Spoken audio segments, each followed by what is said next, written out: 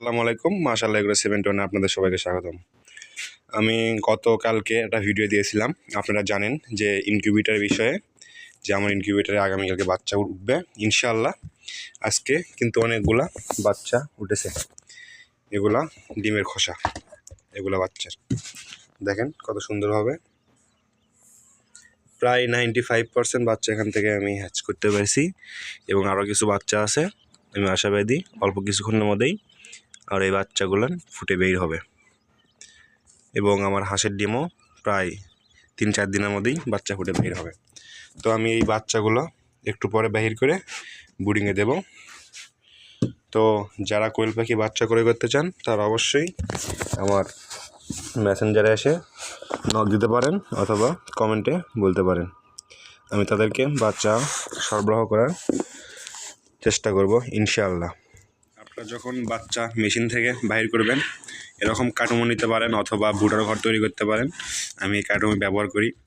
আর এই কার্টুনে যখন বাচ্চা ছাড়বেন তার আগে GPC8 জীবাণুনাশক স্প্রে দিয়ে ভালোভাবে স্প্রে করে দিয়ে নিচে কাপড় অথবা সালার বস্তা অথবা পেপার দিয়ে পেরে দিয়ে তার উপরে বাচ্চা বুটার করবেন লাইট দিয়ে। আপনি এই স্প্রেটা গুলে নিয়ে সুন্দরভাবে স্প্রে করে দেবেন, এতে জীবাণু থাকলে জীবাণু ধ্বংস হয়ে যাবে এবং আপনার পাখি বাচ্চাগুলো সুস্থ সবল থাকবে। আমি কিন্তু জীবাণুনাশক স্প্রে দিয়েছি, এটা 10-15 মিনিট রেখে এর ভিতরে ছালার বস্তা অথবা পেপার দিয়ে তারপরেই বাচ্চা ব্রুডিং করব। আপনারা বাচ্চা ফোটার 3 থেকে 4 ঘন্টা পূর্বে, মানে বাচ্চা ফোটার 3 থেকে 4 ঘন্টা পর মেশিন থেকে বাচ্চাগুলো বাহির করে ব্রুডিং করে রাখবেন। আমি এখন প্রায় 2 ঘন্টা পরে বাচ্চাগুলো মেশিন থেকে বাহির করে ব্রুডিং করে রাখছি, দেখতে থাকুন আপনারা। অবশ্যই কিন্তু জীবাণুনাশক স্প্রে দেবেন, জীবাণুনাশক স্প্রে দিলে ইনশাআল্লাহ পাখির আক্রান্ত সমস্যা হবে না।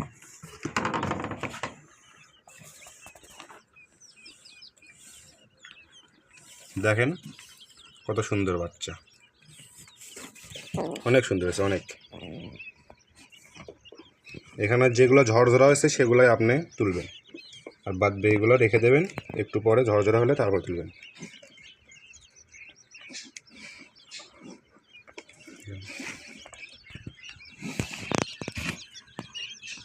তো আমি এখন এই বাচ্চাগুলো তুলে ব্রুডিং করে রাখবো। সুন্দর বাচ্চা, একদিনের বাচ্চা, অনেক সুন্দর। তো আমি এখন এদেরকে ব্রুডিং করে রাখবো।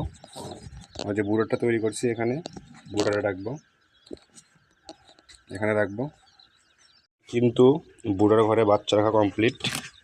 আমি প্রায় 100 ওয়াটের বাল্ব দিয়েছি, আর এটা কিন্তু আমি রেগুলেটরের মাধ্যমে নিয়ন্ত্রণ করতে পারি, এতে কিন্তু ভালো হয়। 100 ওয়াট বাল্ব সহজে কাটে না, প্লাস হলে রেগুলেটরের মাধ্যমে নিয়ন্ত্রণ করা যায় আপনার যা প্রয়োজন তাপের। আমি কিন্তু এদেরকে আর 20 থেকে 30 মিনিট পরে লাইসোবিটের পানি দেবো। লাইসোবিটের পানি 2 ঘন্টা পরে থাকার পরে তারপরে এদেরকে খাবার দেবো, তারা কিন্তু খেতে দেবো না। তো আমি কিন্তু ফাইনালি আমার বাচ্চাদেরকে, কোয়েল পাখির বাচ্চাদেরকে আমি পানি দিয়েছি মার্বেল দিয়ে, যাতে তারা যেন পানির ভিতরে না পড়ে মারা যায়, এবং স্টার্টার ফিড গুঁড়ো করে, ব্যান্ডার গুঁড়ো করে পুরো ফ্লোরে বিছিয়ে দিয়েছি, তারা যেন ঠিকভাবে খেতে পারে। ছোটো বাচ্চা তো এই জন্যই গুঁড়ো করে দেওয়া। তো আপনারা যারা কোয়েল পাখি পালন করতে চান তারা অবশ্যই আমার চ্যানেলে ভিডিও দেখতে পারেন, এবং আমার চ্যানেলটা সাবস্ক্রাইব করে আমার সাথেই থাকার চেষ্টা করবেন। এবং আপনারা অনেকেই ভিডিও দেখেন, তারা লাইক কমেন্ট করেন না, তো অবশ্যই লাইক কমেন্ট সাবস্ক্রাইব করবেন। আসসালামু আলাইকুম, আপনারা সবাই ভালো থাকবেন। ফি আমানিল্লাহ।